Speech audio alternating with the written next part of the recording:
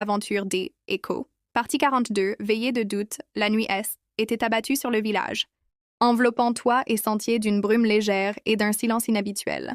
Les feux de camp projetèrent sur les visages des lueurs mouvantes, dessinant des ombres fugitives sur les murs du cercle réuni. Clive, assis en retrait, observait la ronde de villageois. Son message n'avait laissé personne indifférent et, face à lui, les craintes se lisaient sur tous les traits. Daniel lança la veille, organisant les premiers tours de garde. Personne ne trouvait ses gestes ridicules. Même les plus anciens sentaient monter dans la terre nourricière une rumeur, un frémissement d'autre chose. Echo, plus attentif que jamais, tournait lentement autour du feu avant de prendre place près de l'entrée, oreilles dressées au moindre bruit. Certains enfants, éveillés par la nervosité ambiante, posèrent des questions à voix basse. « Est-ce que l'ombre va venir ?» Zoé, la conteuse, raconta alors une histoire de courage. Parfois, la vraie force ne consiste pas à chasser les ténèbres, mais à oser rester ensemble lorsque la peur s'invite. Les parents acquiescèrent silencieusement. Au loin, la forêt semblait respirer dans la nuit, exhalant une brise fraîche et des senteurs de terre humide.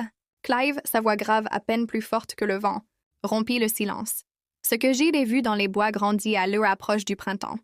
Mais rien n'est encore perdu. La vallée possède ce que les ténèbres ignorent, la fidélité, la mémoire et la promesse d'un avenir meilleur. Daniel s'approcha de l'étranger. « Nous marcherons à tes côtés, Clive. Mais il faudra du courage et la sincérité de chacun. » Echo releva la tête, ses yeux brillants à la lueur du feu. Il n'avait pas peur et par son calme, il insuffla à tous un peu de son assurance.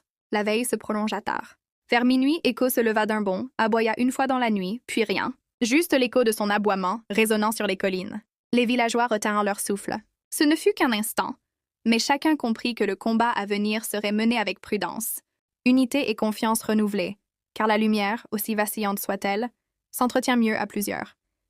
Alors que la brise rabattait la fumée, Daniel souffla enfin. « Quoi qu'il arrive, nous tiendrons, ensemble. » Echo s'enfonça dans la nuit pour sa ronde, et les hommes s'endormirent peu à peu, le cœur serré mais déterminé. S'il vous plaît, partagez cette vidéo puis abonnez. Merci.